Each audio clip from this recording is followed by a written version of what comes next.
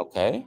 And I'll just double check on YouTube right now to see if it's picked up on that on the channel. So yeah, okay. And I'll just change that to Short History of the World. Yeah, so you should see on YouTube right now, you will see me at the podium.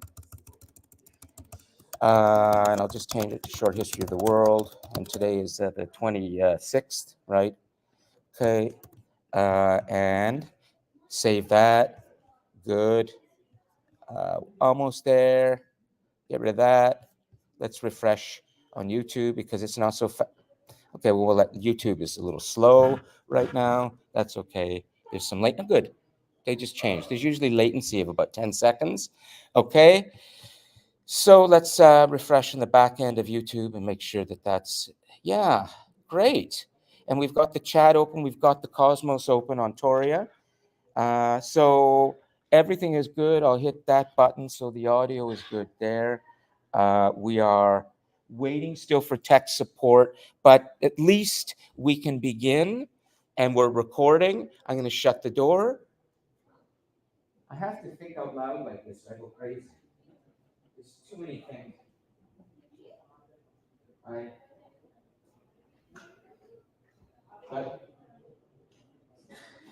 so let's actually, can I bring up anything? I'll leave the signage. This is called signage going because we always get that nice little looped video of the global classroom. And I'll just bring finally so I can see in front of me the live stream on YouTube in case it breaks down. I have my eyes on it and I do this. So this is like my little control room up here on the podium. If any of you have been in a television studio, you might know I kind of used to work a lot in television and film. So I used those. So let's bring this up. Oh, okay. I want, hey, great, here comes our tech support. Beautiful. Okay, so we're gonna get it connected. Well, look at what I discovered. This was out, and I didn't know where to put it. I plugged that in, okay? So I couldn't get any. So Elgin's gonna get us connected. He's here. We're gonna be able to start. We're gonna have everything going. It's just so wonderful to have the kind of tech backup here that enables all of this to happen. And so while Elgin is getting set up, we are connected with everybody in Toria. Good. So you know what? Let's start. There's no reason why we can't, okay? And in a few minutes, we're going to have everything up on the big board. We will be able to start the whole story, and we will have a normal class. But before we do, let's have a little chat about reviewing what happened last week about your first reflection. Okay? I've already started to see some of them in, and that's great. So, is there anything you would like to bring to our attention before we begin to review and get things rolling for Short History of the World? John, do you want to grab a mic? Yeah, sure. And actually, since you have been brave, why don't you go sit in a seat? Yeah, and you can be the first student today. Excellent. And turn it on and go ahead. Check 1, 2. Yeah, great. Beautiful. Go ahead. I just think that when it comes to one of the topics because I saw that you can reflect on any of the topics from the first 3 weeks. I think a big one that a lot of people might latch onto is last week's topic, which was more on like scientific evidence of where we came from. Yes. And that like being, and I'm not saying, Keep going. I think that was a key topic to, examine. Great. You can choose anything from those first 3, but that is something that is so relevant to our whole semester because we're going to be relying largely on science. Well, we must rely on science. We live in the modern world, guys, okay? But religion, nonetheless, is still a vital force to understanding the human desire, human imagination, the human quest for meaning. And the two greatest intellectual forces that humans have created in human civilization are science and religion. And they don't need to be fighting each other, but nonetheless, science is the dominant force. So I'm glad you. So John, for example, thanks, Elgin. We're getting. Yep. Have you started or started to think about and keep going? I'm going to get connected, fully connected. So have you started to think about what you might write about in terms of that? I think, yeah, it's probably going to be that one. Just, reflecting on, the lectures last week and how they really touched on, using science, not discounting religion, of course, but using science to really understand where we came from. Oh, yeah, it's still working. Absolutely. And I want to make sure that everybody understands and they can hear you. Okay. So I'm just getting things properly No worries. set up. The reflection is not about why science is important in general.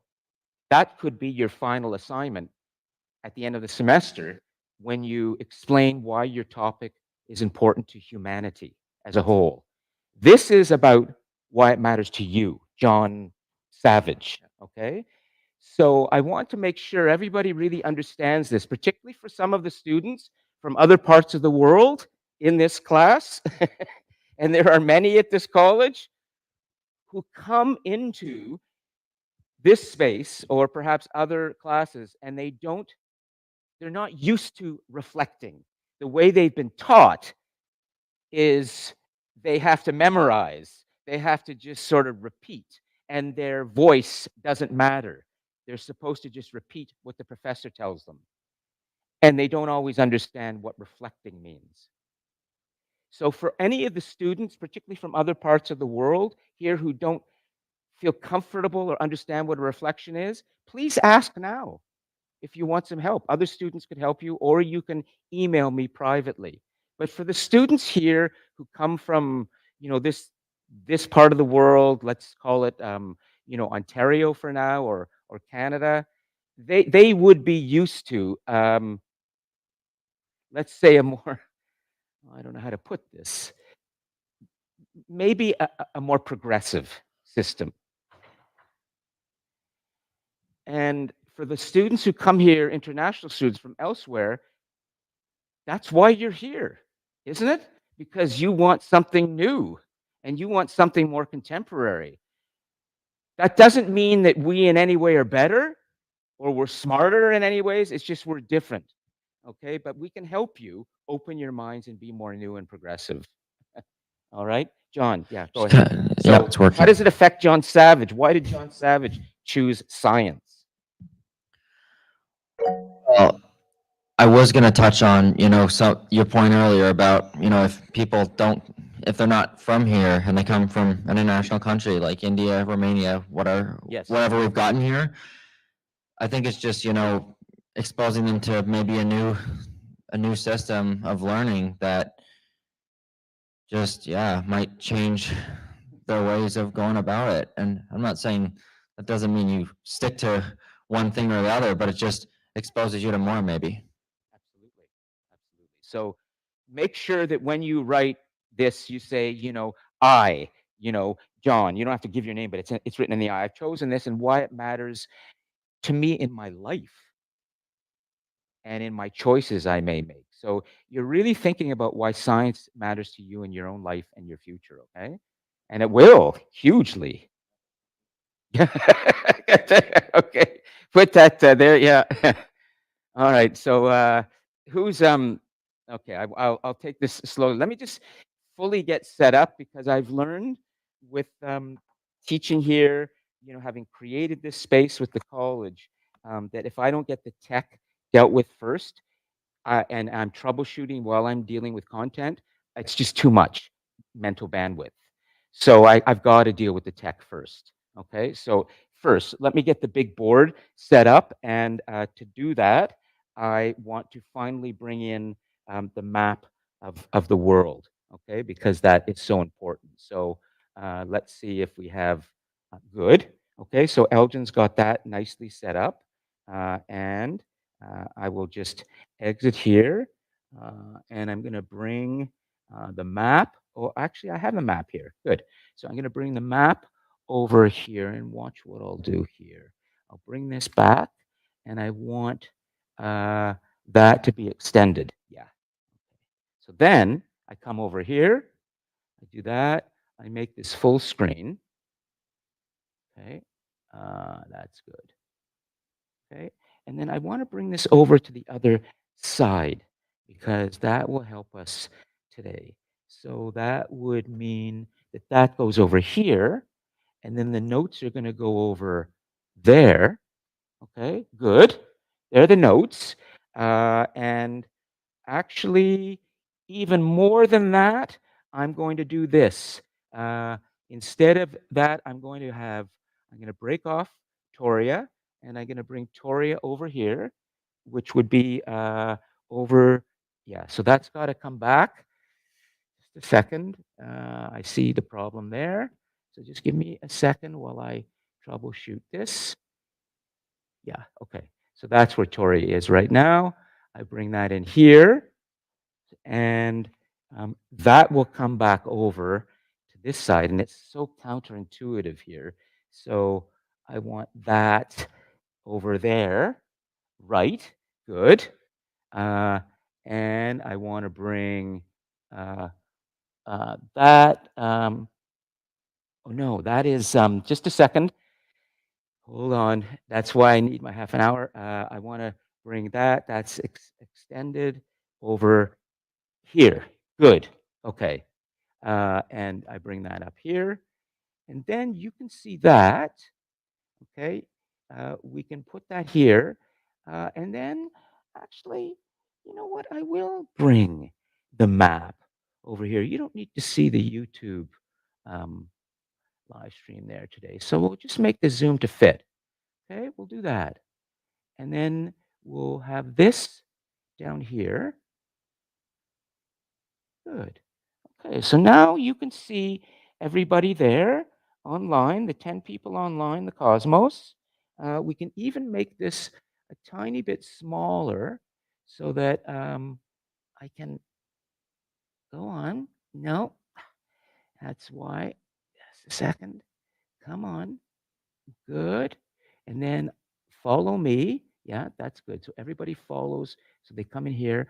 And then finally, just to fill that out, let's go to YouTube. Let's go to the channel. And let's go to the live stream. Okay. And we'll bring this down here. We'll separate that.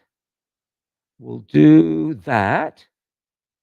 So we can keep that in the corner in case there's anything that breaks down there. We can see that here. There's our video conference there.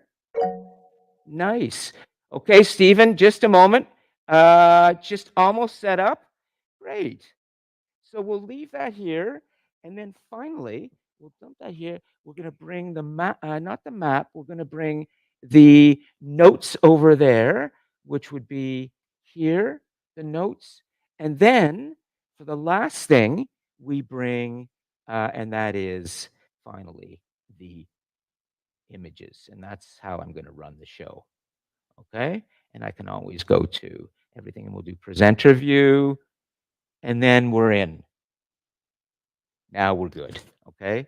Now we're good. I can run it.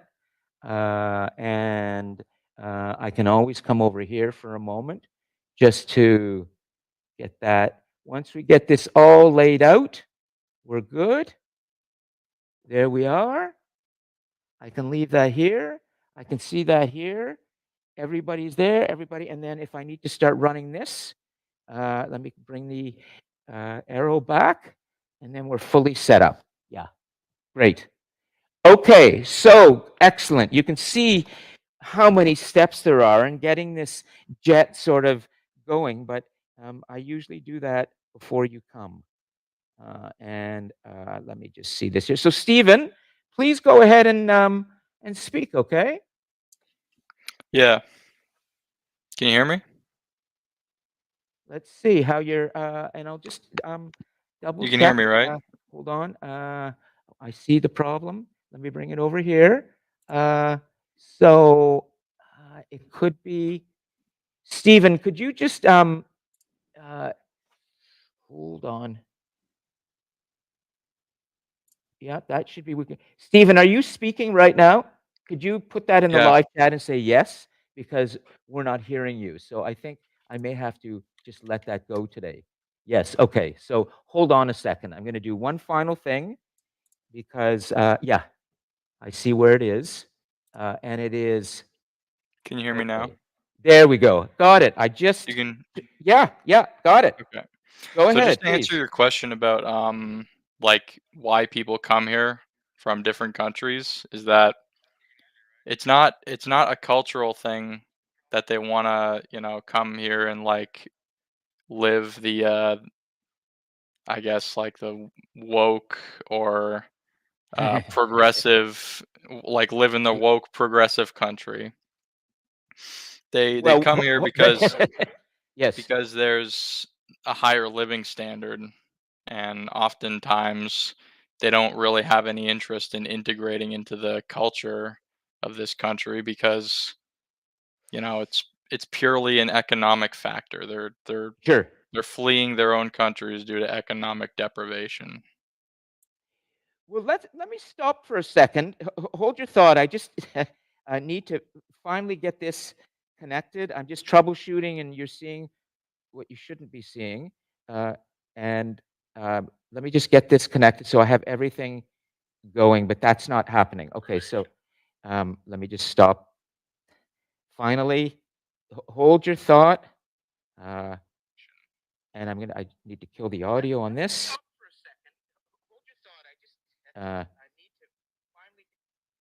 Okay, I'm gonna just let that go. It's just too much tech in the middle of a class. This all is done in advance, but you can see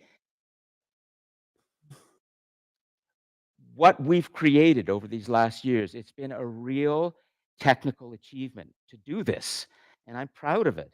But normally, all this back end stuff happens before the class begins. So I'm going to forget about one thing right now. Let's come back to Stephen. We can really start the class.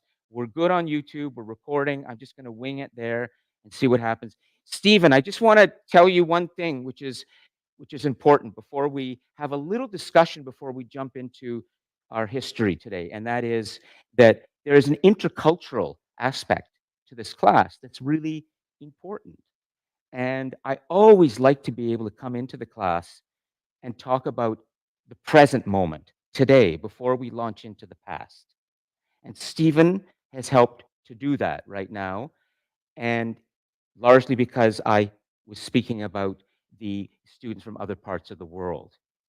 I'd like to just explore this for a moment because there's one thing that Stephen says that is a big factual mistake. But what he also says is significant from an intercultural standpoint. There is a fundamental difference between progressive and woke. Progressive is progressive. Woke is going backwards. Woke is denying all of the changes that have been happening, Stephen. So woke is a term that is used generally by the conservatives or farther on the right of the political spectrum today. They are the people who are trying to wake us up to the fact that human rights, gender rights, advancements that we have made are not the way we should be going, and that we're doing too much canceling of traditional things. We need to wake up to the fact that we're canceling too much of our culture for the sake of rights. So woke is conservative, Stephen. It's not liberal. Progressive is liberal, okay? You were using them interchangeably, I think. Or maybe I'm wrong. Well, I kind of only used woke as a I'm not too into the like terminology of, I guess, ideology, but in my experience, the quote unquote woke crowd, they're pretty, I don't know if you would say liberal or like communist or something, but No, it's the they seem opposite. pretty left wing. It make sure you, because you need to know this, because I'm going to tell you all something very important about the world today, and it relates very much to world history. One of the most fundamental forces in the human story is the quest for freedom. You're going to see that. And once we get to civilization next week and we start really looking at how civilization has evolved and who has had the power and who hasn't, you're going to start to understand something about our quest for freedom. This year, 2024, is a very important year for the state of freedom in the world. There are, in 2024, just this year, 40 democratic elections taking place across all of the world, on every continent. Already we've seen elections take place in Taiwan and Bangladesh. We're going to see so many democratic elections happening, including, Stephen, the United States in November, the democratic superpower, so to speak, in the world. What you're going to be seeing, unless something happens between now and then, is something truly historic. It cannot be underestimated what is taking place in the United States right now. The Republican Party looks very determined to choose Donald Trump to be their candidate. And he will be running against the president, Joe Biden. We don't need to have a discussion about this right now, Stephen, about Donald Trump and what he represents. However, he represents the woke camp. He represents many of the evangelical Christians and strongly religious people and all the people who are very angry about democracy. And they say, wake up, guys. Democracy is messed up. And all of these rights, including, let me say, and I'm going to speak very, very frankly here, but I say this in all respect. I look at like Sarah, a very, very bright person. But Sarah, this is a person probably who has a gender story to tell us. And bravo to him. This is a remarkable story of what's happening in our society today in terms of people realizing they do not want to live with the gender they were born with. And who cares? As long as these are human beings who are contributing. But from a perspective of the woke culture, the Donald Trump world, they would say this person is a danger to our society. Now, they would also say immigrants are a danger. So the brown person is a danger. Women should stay in their place. Let's build walls. But even worse than that, what's so dangerous is that there is a person who is running for president who is spending most of his time in court right now fighting 91 criminal charges against him, including having led an insurrection against his own country and defying his own constitution. A lot of Americans want that. Benito Mussolini, the great Italian dictator who was eventually hanged for his fascism in the 1930s, he was an ally of Adolf Hitler. You know what he said about freedom? He said, people are tired of liberty. They want a strong man. They want that back. We are going to be seeing this play out over the next months in the United States.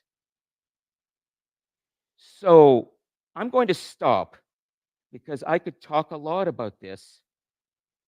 And I'm very concerned, as you will see in our story, that all of the freedoms that we humans have won for ourselves, fought for, the democracies that we have built in defiance of so much threat,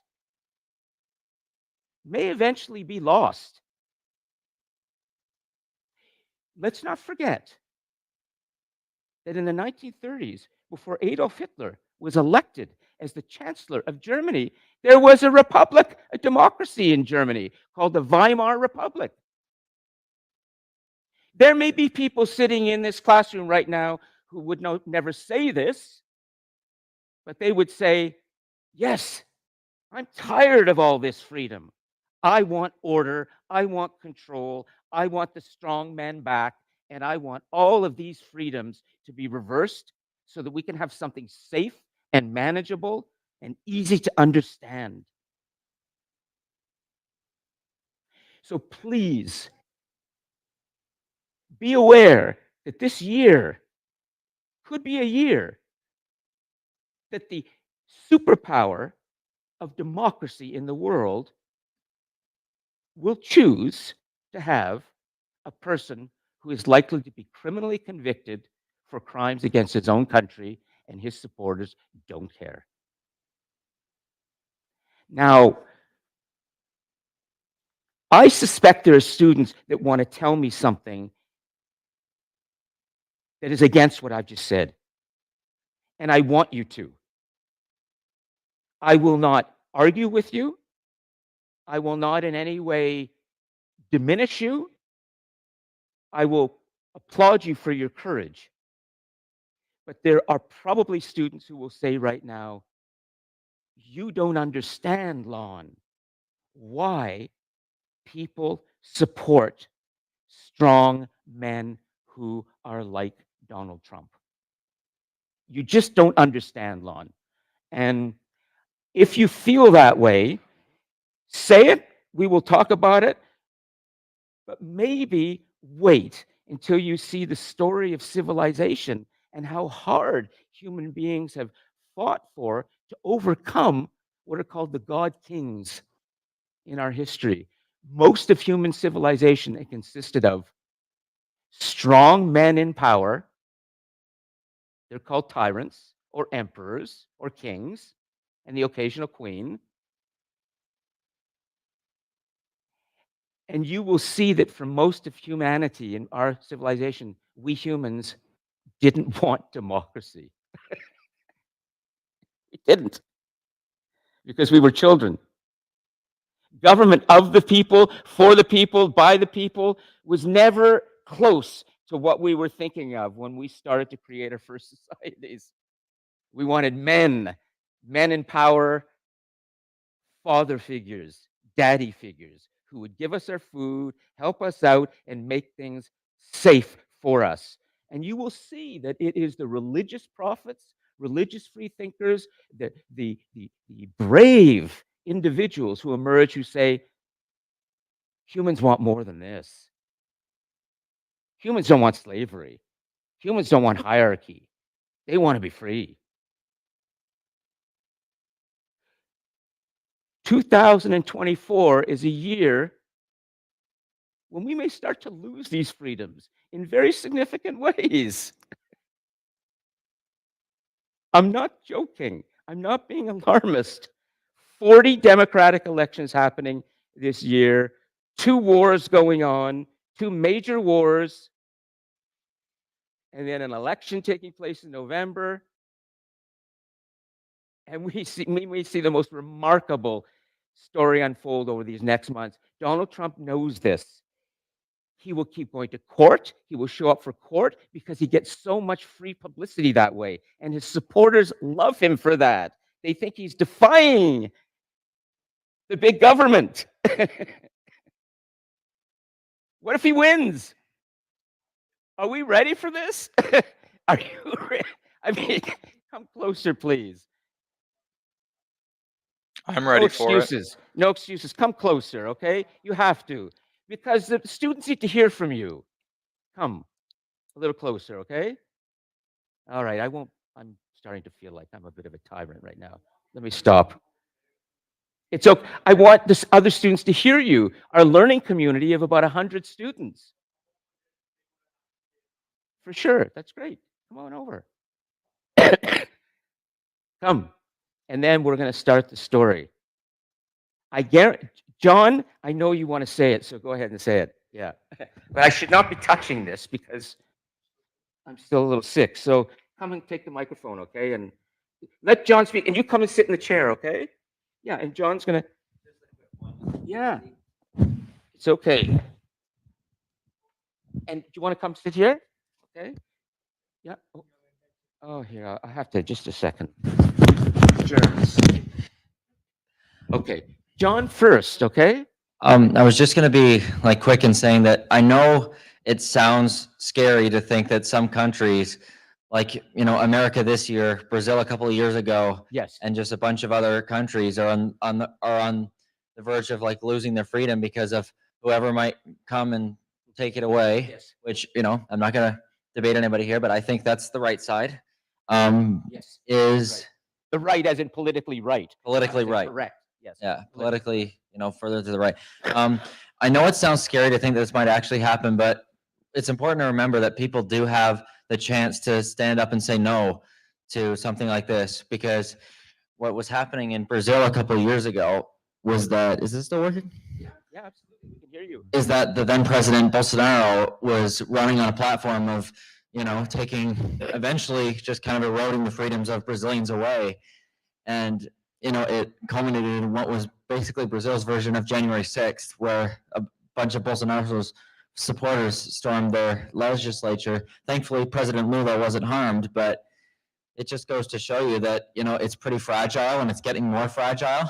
I think, honestly, Donald Trump, because this could have been happening before in other countries, but Donald Trump definitely unleashed a wave onto it in the US and elsewhere when he started his presidential campaign. And Yes. this doesn't mean that all of a sudden, just because of him, nobody on the right can, be, they can run campaigns that don't do that stuff, but it's just a reminder of what some people are capable of. Yes. John, that's great. Thanks. And I just want to remind you before we get our next comment that when we speak of Trump, let's go further and say it's the people who support him. Okay, because he has a lot of support. So it's a movement. All right. It's a movement. But great. What's your name again? It's go ahead. Hi, my name is Atif. Okay, go ahead. Way to go. Hi. Say what you got to say, and please feel comfortable. What I wanted to say is when Donald Trump lost the election, when Joe Biden came, I thought that Biden's going to be better than Trump, and I was really happy. Yes. But when I found out that Biden is supporting Israel, I think that someone else should win the election. Yes. Well, we'll leave Israel, the war, and the divisions between Islam and Jews and Christians out of it for the moment until we get into civilization. But let's remember, just to give you a fact, Donald Trump himself was a huge supporter of Israel and moved the American embassy when he was president from Jerusalem to Tel Aviv, or the other way around. Wait, Trump's also supported Israel? I didn't know that. His daughter converted to Judaism and is married to a Jew. Yeah, his daughter is Jewish because she converted because her husband Jared Kushner, who was working with Donald Trump when he was president, is Jewish. So Not just that, I also saw a video where Trump went to India and was meeting the prime minister there. well, I saw I forgot the I don't know the Indian prime minister's name. Narendra Modi. Narendra Modi is the Indian prime minister's name. He's a Hindu, and he himself has a lot to answer for in terms of his attacks in the past on Muslims. It's like it's pretty endless. India's got its own problems with democracy these days too. Yeah, many problems too. But Narendra Modi has some. But yes, it's Narendra Modi. Because even he's against Islam, just like Trump, and they team up. What a world we live in. You know, when we think about it, half of humanity, so there's about 8 billion of us on the planet, 2.5 billion follow the monotheistic religions. Okay, they're the religions that believe in one God. They all derive their sort of original inspiration from Abraham, the original patriarch. And those religions are, in order, Judaism, then came Christianity, and then came Islam. They're all the same sort of family because they all share similar prophets. You'd never know that looking at the world. But then, you know, we got to remember that just Jews, Christians, and Muslims are not the only people on this planet. We've got Hindus and we've got Buddhists and we've got atheists and we've got all sorts of other people who believe in what they believe, right? So, is there anything else you want to talk about before we start? the No, historical- no, I'm done. But I appreciate your courage to come up here. Do you feel okay sitting here in the hot seat? Yeah. You want to stay? No, I have to go back. Thanks. Thank you. Okay. Thank you. Just put the microphone there and I like having a little bit of a wild class if we can have it. It's a bit of chaotic, but I have my plan. If the tech all works, it's going to be a blast, and you'll leave this place thinking, "Whoa, can't we have more classes like this where people really talk and interact and learn?" God, I wish I, had that chance when I was your age. For the people in the cosmos online right now, did you hear all of that the student just said here? Is it all clear for you? Could you just put it in the live chat? Yes, you're hearing? Great. Stephen, is there anything you'd like to follow up with at this point before we get going on the big story? Yeah, I just wanted to ask, what's your definition of woke? It's a very good question, and I cannot give you the strict accepted definition today because it's kind of shifting. It's a very popular term. You'd have to go online to get that. But my definition, based on what I've seen and based on what I've read, is that it began in part because of the Black Lives Matters movement in the US, when many African Americans were demonstrating against the police forces in the US and elsewhere for the number of young Black men who had been killed by police in the US. But then the people who were against the Black Lives Matter movement, the people who don't like when people of color, people of different color, get more power, they started to say, we need to wake up. We can't let more statues being defaced and cut down of white slave owners. For example, the name of Ryerson University in Toronto, Ryerson, has now been changed to the Toronto Metropolitan University because Ryerson, Egerton Ryerson, was I don't believe he was a slave owner, but he was a supporter of slavery in his day. And so the woke movement will say, this is cancel culture. Don't you see that the people who are demanding their rights and justice, they're canceling out the achievements of all of those white people in history. And we have to stand up to that and wake up to that. We have to stop that. So wokeness is a way to wake up to the people who are succeeding in gaining the respect that they lost. And we won't even talk about the Indigenous communities in Canada, Stephen, who suffered greatly because of the reservations here, because of the abuse they faced, rape, molestation, the degradation of their culture. They have demanded their rightful place in our history. But the woke culture will say they should be stopped too, because they're canceling out all the achievements that were made by the good Christian people when they were here. Does that make sense? Well, that's a pretty interesting definition of the word woke.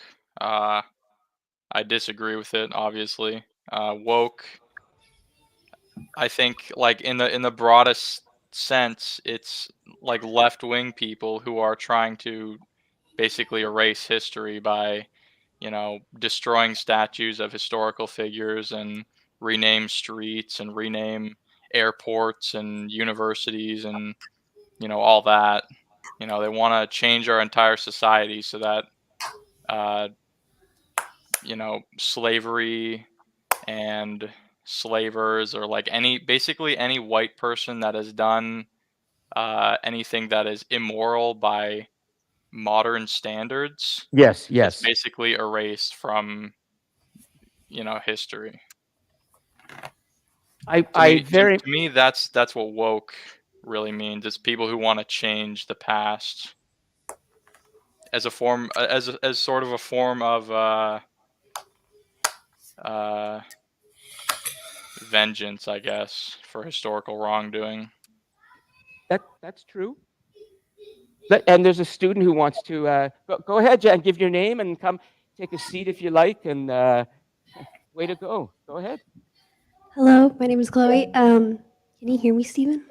Yep, I can hear you.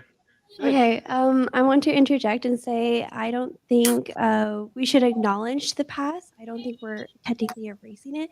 Back in the day, I think slavery was considered appropriate or The like norm. the norm at the time, but considering in today's standards, slavery is not okay.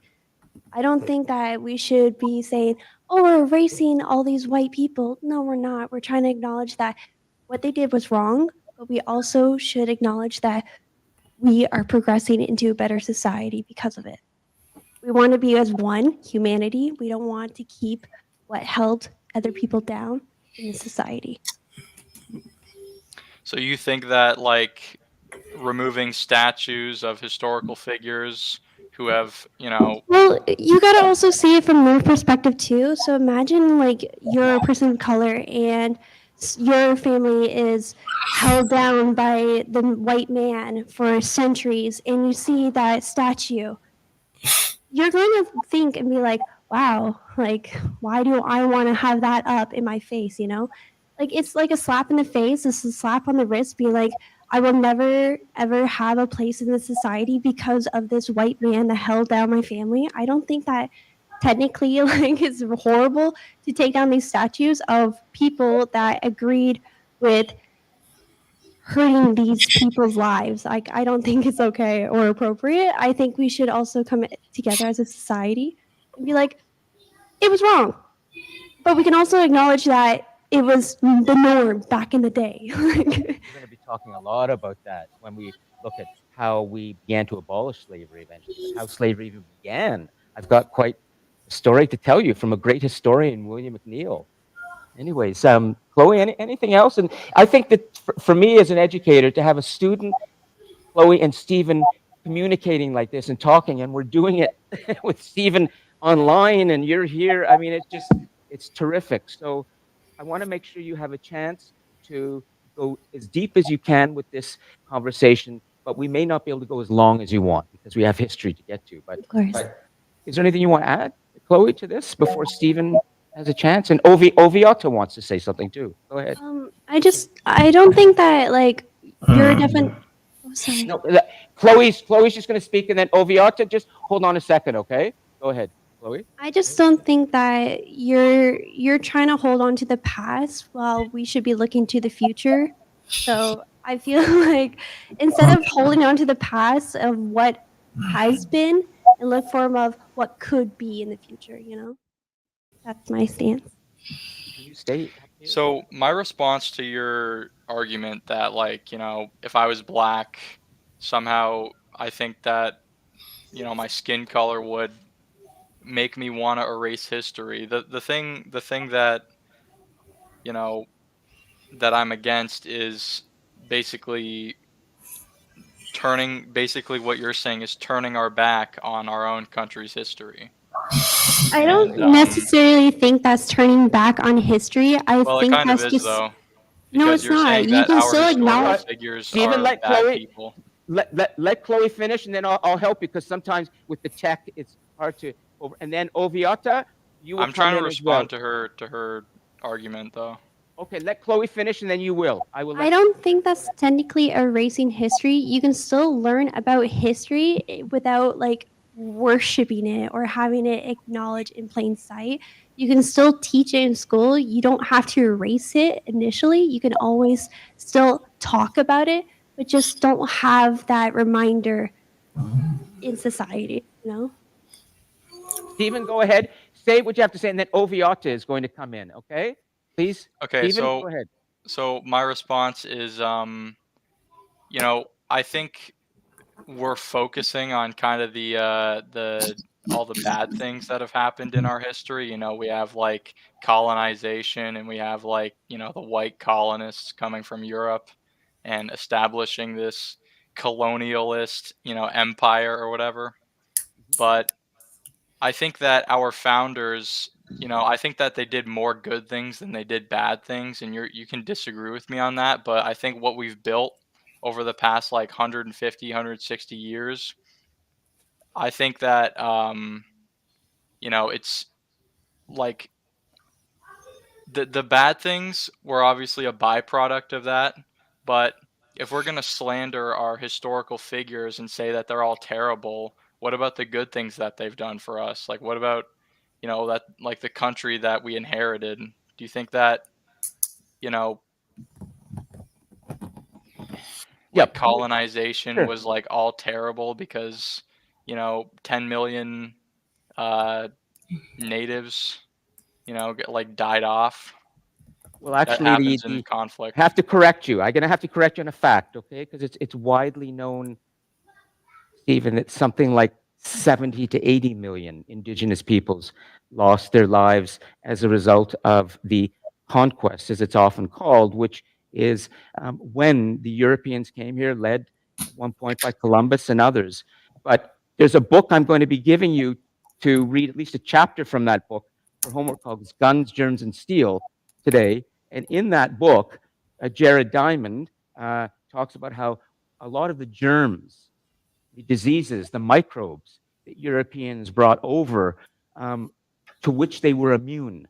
They had gone through the Black Death, the Black Plague, so they were immune, but they carried the microbes with them, and they transmitted those microbes to the peoples here, including more consciously killing many of them who refused to become Christian. That's well documented. So the numbers that you're using, Stephen, 10 million, is very low, given what we know today. Okay, so that's a fact. And one other thing, Stephen, tomorrow is International Holocaust Remembrance Day, and that's something else to ponder about tomorrow too, in terms of the justice that people seek over time for the crimes that have been committed against them. Chloe, just hold on a second and let Oviata speak, and then we'll conclude, okay? But this, by the way, is an excellent conversation to have. And for those of you who may be wishing that we jump into history immediately, I would say to you, this is really good learning. We're learning together, and students are courageous to discuss what matters to them. But I will teach you what I need to teach you. Don't worry, okay? Oveata, please go ahead. Jump on your microphone. And if you can, show us your face, and we'll bring your face up on the big board here, okay? But you don't have to. Go ahead. Okay. Thank you for the opportunity. I agree with what Chloe said, and I've heard from both sides, both Chloe and Steven. As you can see, I'm a black person, so it's a really touching topic for me. The part about destroying history isn't really ideal. Even as a black person, knowing a lot of things that were done to us blacks, how we're put in slave ships and shipped across half the world to work in mines and other places. From my standpoint, I think the destruction of historical figures or people, the things they've done isn't really ideal. To be very honest, as blacks, it's been a motivation. It's kind of been a leverage for us to focus on. We use it, it gives us the determination to go ahead, struggle. Most black people use this as their standpoint where they use they they tend to get inspiration from the things that were done to their ancestors, and it just inspires them to do greater things, to be looked at much more than a slave. Destruction of maybe things like Napoleon did, Adolf Hitler, what he did to the Jews. No one's really praising those sort of genocides or things like that, but as a Black person, it's something that has inspired a lot of people. There have been a lot of Black people that have come up to prove to the world that we're way more than slaves. We're intellectually capable people. We're physical. We're strong mentally, emotionally. So I totally agree with what Chloe said. Stephen is also right, because he's trying to defend what his ancestors did, right? So destroying their statues or things he uses to remember them, or the society uses to remember them, isn't also good. But as a Black person, I think there's always going to be a difference in opinion when it comes to historical matters like this. Wow. I'm wondering if we could just leave it for now with Ove Ata's, generous words. Here is a young black man saying that Stephen has a point. Like he could have been much harsher too. And that's not to disrespect Stephen in any way, because Oviatt is right. But for him to say that shows a fairly advanced human being. And I hope that in the story of civilization that you're going to see me help you understand this semester. You're going to come to understand that we are all humans. And in history, unfortunately, in many societies, there has been an accepted recognition, wrongly, but we've come to understand it wrongly, that there are lesser human beings and there are greater human beings. Stephen, I would ask you, or you will see when we get to the conquest, to understand that the Queen of Spain, Queen Isabella and King Ferdinand, the very staunch Catholics who funded Christopher Columbus's mission to the Americas, were very encouraged by the Pope at the time, who issued a papal edict that Columbus knew existed, and so did the men on his ship, and so did many others, which said that Christians are superior, and any human beings that do not accept that should either be forcibly converted or killed. This was in a papal edict of the time. Now, what this means, and we will see this in so many ways in so many societies. Chinese have done this, Japanese, indigenous peoples have done this to themselves, the people of the Americas, Jews have done this to themselves, Christians, where they will say, somebody is less. They're not human. And when those people who are in power say that, and they have the weapons of mass destruction, guess what happens? It's slaughter. However, we are greatly fortunate in this weird time we live in the 21st century, where we have existential crises of climate change and conflict and terrible weapons of mass destruction. At least we have something that was created after the Second World War, the worst conflict in human history, and it's called the Declaration of Human Rights for all peoples on this planet. The first time ever a document was ever created which says all human beings deserve respect and rights. We are all the same. Wow. How will we ever hold on to that going into the future? I don't know. But let's stop for a moment, and I want to thank Stephen. Stephen, continue to bring these points to us, and be prepared for the discussion. Thank you. I think that student's taking a little break right now. And Chloe, you can return there, or you're welcome to stay here while we begin, okay? Sorry, Go Stephen. and grab a seat. We need to talk about a little bit of history. Can I just respond to your thing about like Catholics, Sure. And thinking that they're Oviata, I want to superior? thank finally. And Stephen, I'll give you the last word, and then we're going to continue, okay? Go ahead. Okay, so never did I claim that Catholics, were all perfect people, and I'm sure your claim of Christopher Columbus and the King and Queen of Spain thought they were superior to the natives of North America. But, one of the core beliefs of Christianity and Catholicism, I'm a Catholic, so I would Yes. know this. One of the core beliefs is that we are sinners and that we are imperfect people. And it's impossible for men, and I'm using men like as like a, For it humans. it includes Sorry. women. So Men and I'm women. just talking about humans. Sure. It's impossible for men to only do good and to never, uh, you know, to not mess up, basically. And another point that I'd like to bring up is, you told us last class that you're a Jew. Is that right? Yes, I did. Not a So you're practicing Jew, so but you're I mean, not so you're not a practicing Jew, but you still consider yourself Jewish. by birth, apparently. But Okay. yes, yes. So let me just say this. I'm not going to say your holy book, but the most important Jewish holy book is called the Talmud.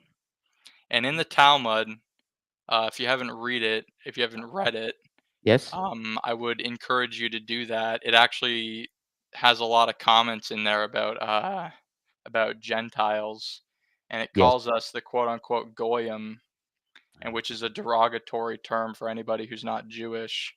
And what the Jews believe about goyim, or the Gentiles, is that they are not human, and that anybody who's not a Jew is not human, and anybody like Yes. it says that we're farm animals, and it says that we're to be used to make money, which Jews obviously do. They own a lot of businesses.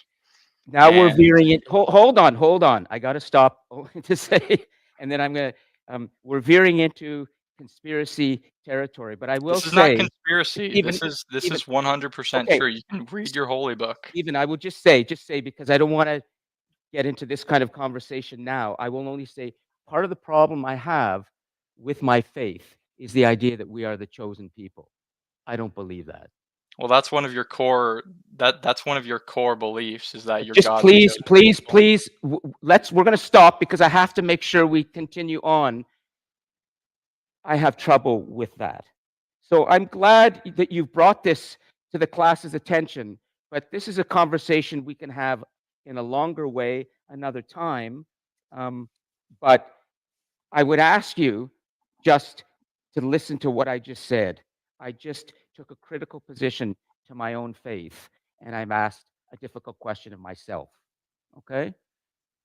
I'm not praising my faith. Please don't praise yours. Be critical. Be ready Well, to go deep. Be ready to ask. Now, I'm going to stop. I need to stop because we cannot turn this into a religious discussion of who's right and who's wrong.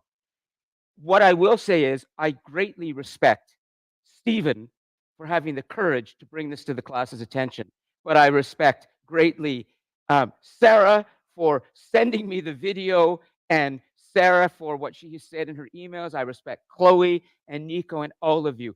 Stephen, right now, as we begin this story, I'm going to ask you to divorce yourself from your religion and think of yourself first as a human being. That's it.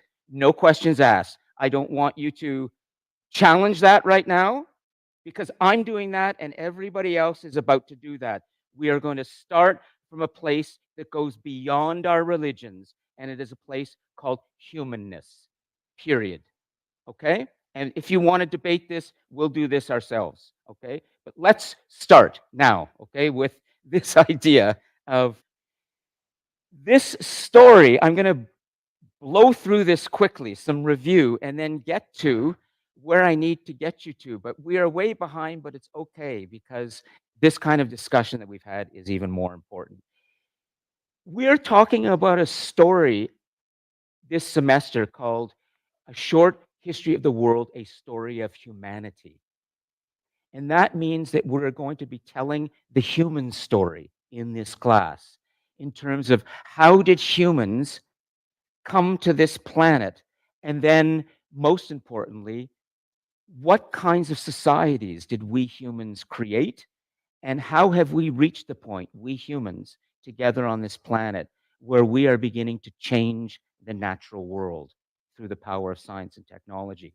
Humanity also means the state of being, a story of, our bonds that unite us. Humanity is something that's supposed to unite us all. Humanity is also a state of kindness or compassion. So when we get into the story of civilization and we start to understand how our societies evolve, please try and reflect on this idea that humanity is a freighted word. It doesn't just mean humankind or mankind, it also means a state of being. And the question we must ask is, in our modern world, in our 21st century and beyond, in the machines that we have created, the tools that we have created, are we potentially losing our humanity? This is a very big question, and it will lead us to religion eventually. In terms of the let me just come back and make sure the tech is working. These are the chapters that we are exploring. So today we are going to cover the ascent of humanity and essentially the emergence of civilization. So I'm going to try and take you fairly quickly from last week, where we were about 4 billion years ago with the beginnings of Earth, up into what's often called the starting line, 13,000 years ago, and that is the emergence of civilization. Actually, civilization begins with something that human beings are very good at doing. We have been doing it for thousands, hundreds of thousands of years. We take things from nature and we start to reshape them. And what we did with agriculture or food production in terms of domesticating animals and bringing animals in and learning how to domesticate animals, and then we began to create societies from these early villages, is usually called agriculture or food production, but it's generally regarded as the beginning of civilization. Because at that point, when we reach that point where we begin to domesticate our animals and our crops, it's called flora and fauna. Animals are flora, plants are fauna, the two great living things. That's when you're going to see a massive acceleration of development on the planet. And you will see over the last 13,000 years, we will advance very rapidly. So most of the course is going to be exploring what happens in civilization. But I need to get you there. Okay, did I hear somebody online ask a question? If not, I'm just going to go quickly now and try to blow through a few slides, and I may not even show a video, but I'm just reviewing right now. So last week, we started to ask this question: where do we come from? And we established that there are two principal ways that we can understand our origins. We can do it through what are called creation myths that come from religions usually and our tribal cultures, with humans imagining where they came from, or we can start to understand it through the power of modern science. And we looked at this thing called the gamma ray burst that is the oldest thing humans have ever seen with their telescopes, and that led us to the understanding that there is an event that took place about 13.7 billion years ago called the Big Bang. Now, I just want to stop for a moment. I'm just reviewing, okay? I'm just trying to get you from, 13.7 billion years, reviewing a little bit, and then quickly go from Earth up into the emergence of civilization. I won't get there in the next 10 or 15 minutes, but I can always post things for you to watch online, okay? I want to stop for a moment to address the Big Bang again. First, I want to thank Stephen for sending, for sorry, for Sarah for sending, it's the S's, for Sarah for sending a video of a more kind of deeper understanding of what actually happened at that moment and what science tells us. And I would like to post that link for you. I just haven't had time, but I will for all of you, okay? The only question I would ask Sarah about this video is who made this video? Because SEA, see, like who, that's a concern, okay? So could you let us know so we have that? Let me know, okay? Stephen, I just want to add too, you asked for evidence about the Big Bang, and the first thing I want to remind you of is there's a book that you may be very interested in called Why Evolution is True by Jerry Coyne, an evolutionary biologist at the University of Chicago. And it's the book here, and I will put this in the live chat for you, a link that helps you to understand more about our origins. There are also some other books that I have here today that I will be addressing. But one other critical piece of information, Stephen, that I forgot to give you, that is a critical piece of evidence. The scientists who discovered this in 1965 received the Nobel Prize. It's called the cosmic background radiation.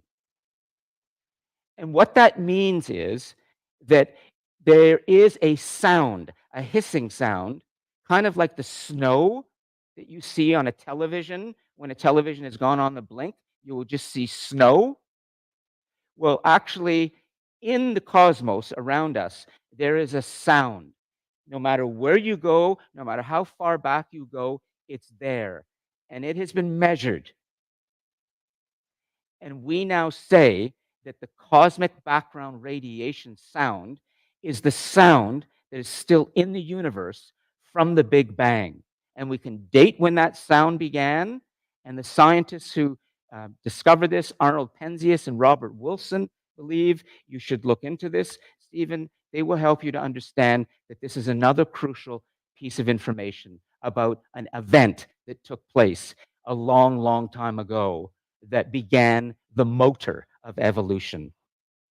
Now, we looked at how, over these moments after, we had what would be called subatomic night, which is before there was anything 13.7 billion years ago. We might call that subatomic night. There was nothing, but actually there was something. There were subatomic particles that eventually emerged.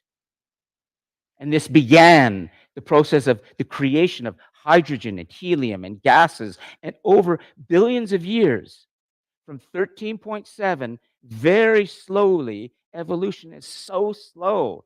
It's like watching fingernails, grow at the slowest, or paint dry. We saw stars forming and elements taking shape through gravitational forces, through the four great forces in the universe, the strong nuclear force, the weak nuclear force, the force of electromagnetism, the force of gravity, and all of this began to create bigger, larger elements that led finally to the creation of our star, the sun, 5 billion years ago. And the sun then, over time, like many of the stars or suns in the solar system and the universe, has many objects circulating around it. And our solar system began to take shape. And that's more or less where I left off last week, which was setting the stage for the emergence of planet Earth. Now, I would like to just slow down a little bit and just spend a moment or two trying to help you to understand something about our planet, okay? So you are looking at an image of my hand. When it used to have a wedding ring on it, I'm still married, but I lost the ring not long after I got married. I couldn't find it, but I'm still happily married after 11 or 12 years. So I did not take that as a superstitious sign that maybe I shouldn't have been married in the first place. But I never bought that ring again because I don't want it to fall off again. But I'm happily married and will be late in my life. But that's my finger with a marriage ring on a rock at the Geocenter in St. John's in Newfoundland. Memorial University has this great center right on the edge of Newfoundland in St. John's, and my finger is touching a rock that's about 4 billion years old. 4 billion years old. How do we know that? Chloe, you want to try?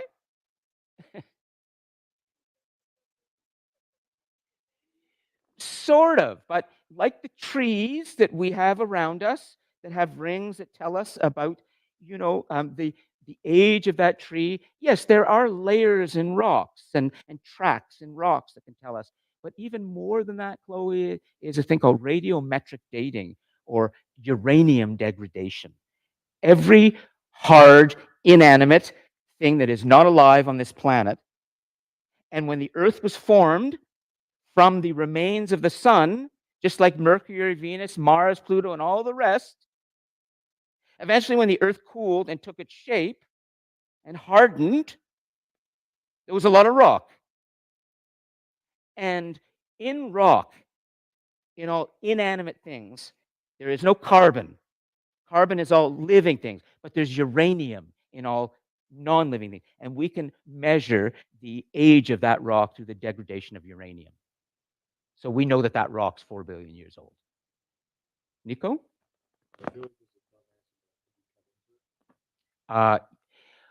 Wow, that is a good. Yes, you can, but I'm not sure how deep. Nico asked the question, and I'm skating on thin ice here. Can you cut into the rock? You can, of course, cut into marble.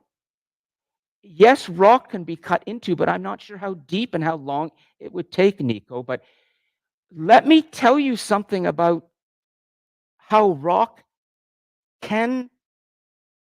No, that's too much information. I'm not sure how we cut into it, but we don't need to cut into it to measure the degradation of uranium. Okay? Great question. Does anyone have the answer to that? Okay.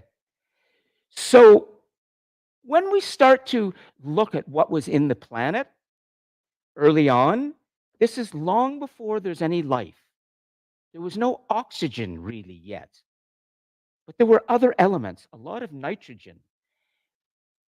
But there were beautiful minerals and elements that began to form among the rocks or in the rocks. This is a piece of zircon.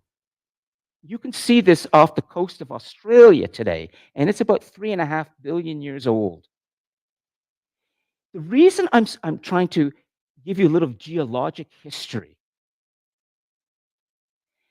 is because you need to know what nature is. And the reason you need to know what nature is because you're among the generation that are changing nature. Let me just bring Sarah back into this. But I know Sarah, when I speak of Sarah, it is with respect and for many things. But Sarah is changing nature. This is a powerful force, but that is a small thing when we think of climate change. We think of artificial intelligence. We think of so much of what humans are doing. We now are saying that in this century, we've entered a new age called the Anthropocene. Did I mention this last week? Okay, good, because I want to just drill this. The reason I'm trying to help you to understand what nature is because you need to know what you're changing. So this is not abstract rocks, planet stuff. This is where you come from. And this is what you are changing as humans now. This is what we are learning from science and technology. But let me go further and really start to speed this up a little bit. So I'll try and stay here behind the podium so I don't get too far afield. Let me just take 2 or 3 minutes and then I'm going to stop, okay? Because we will be over shortly. Something happened on planet Earth around 3 billion years ago. because of its position in the solar system. And I think we established that last week, this thing called the Goldilocks zone. Planet Earth is in a very unique position in its solar system where it's not too hot and not too cold. The sun is the central battery in its heat. It's something like 15 million degrees Celsius at the core of it. The sun is about 100 times larger than planet Earth. It is such a critical part of everything that is about to happen. Because of the combination of sun and water and just the right temperature, there was a chemical action that took place on planet Earth, and we began to see the emergence of what are called prokaryotes, single-cell organisms. Now, I just want to make sure that Stephen and others who have a more religious perspective on this are still with us and are listening, because I'm about to say something that's going to surprise Stephen. Stephen, are you still there? Yep, I'm here. Excellent. We don't know exactly why this happened. We might have to reach for religion or some other way of understanding why this took place exactly. All we know is what happened. Science can tell us. There was a chemical process because of the heat of the sun and the shallow waters that had emerged on planet Earth. Water and heat are critical for this, and we saw bacteria or single-cell organisms emerging. You might say that the reason this took place is a chemical one. That's the what.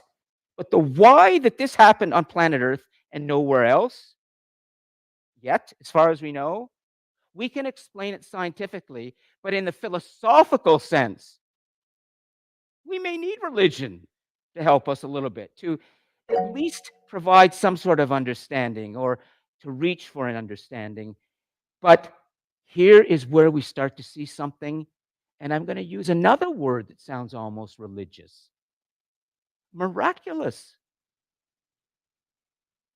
I believe, as someone who has studied for a long time and continues to study this fantastic story called the human story on planet Earth, that the more I learn about what has been happening through science, through our facts, the more extraordinary, almost miraculous it seems what has taken place. Because what happened was these single-cell organisms, these prokaryotes, began to clump together into what are called eukaryotes. These are multicellular organisms. These single cells began to combine in the same way that gravity began to pull together those gases, that dust, if you will, underneath your bed. The gravitational forces are pulling things together, and the single cells clump together into multiple cells. And we start to see the first forms of life happening. And guess what is perhaps the first form of life ever to emerge on planet Earth around, we say, 2 billion years ago? You know what it is? You're looking at it right now. Sarah, you want to try it? More than that. Bacterium was single-cell organism, multi-cell organism that is now exhibiting the features of life. And here's where I'm going to end, okay? Just because we're running out of time, everything was off today. There are 4 features that make up what we call life. And we start to see it in this thing called algae. Algae grows so fast that humans are always trying to pull it back because it just grows too fast. Reproduction, growth, metabolism, and the capacity to respond to stimuli. These are the 4 elements of life that are going to lead to our creation. A thing on this planet and nowhere else in the solar system or beyond, in any other galaxy or any other part of the universe, as far as we know in 2024, has what we have on this planet and we have metabolism. Something's happening inside of it. That's cellular activity. We have growth. It starts to grow. We have reproduction. It reproduces. And it can respond somehow to stimuli around it.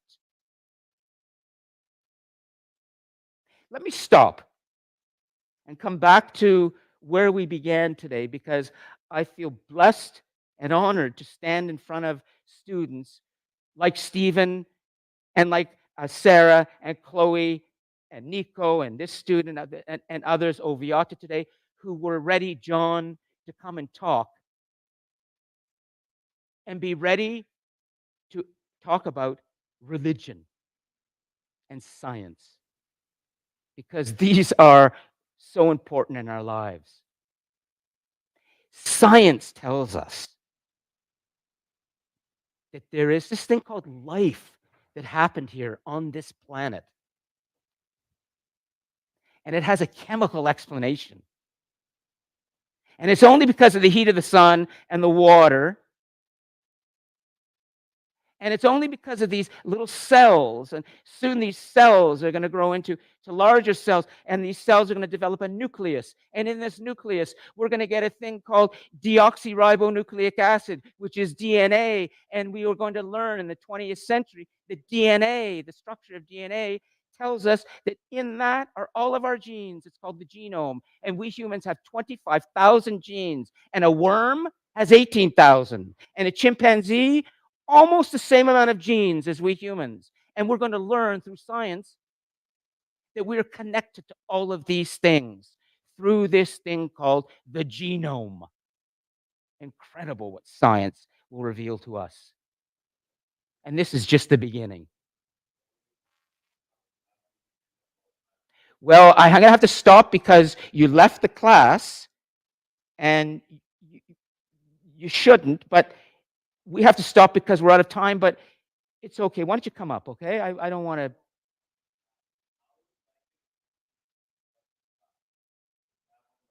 to. Well, he's dreaming, and he's dreaming about some things in his life, and he's a human doing what is very natural, which is humans can't stop their restless brains.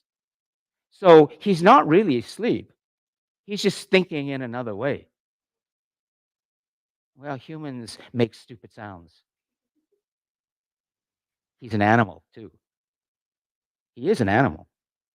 So are you, and so am I. Yeah. Yep.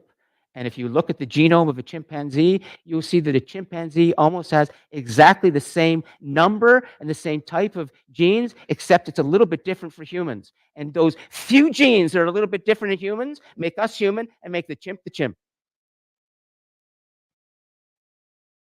I need to stop. And I apologize for what the TTC did today, all of this. Who cares? The most important thing is I walk into a class and you're all ready to learn, and we learn together. So thank you all. And I'm going to end the class now, put the recording up for everybody, and I'm going to post some homework reading. You have a reflection that's due next week. I look forward to reading your reflections. And if there's anything you want to talk to me about now, I'm here. Otherwise, Stephen, thank you. If you want to continue the conversation, just shoot me an email, okay? Take care, Oviata, Andy, Ava, Brandon, and all the rest. See you next week.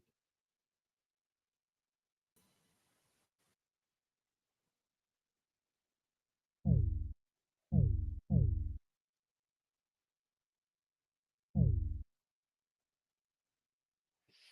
don't stop the live stream yet. Don't do that.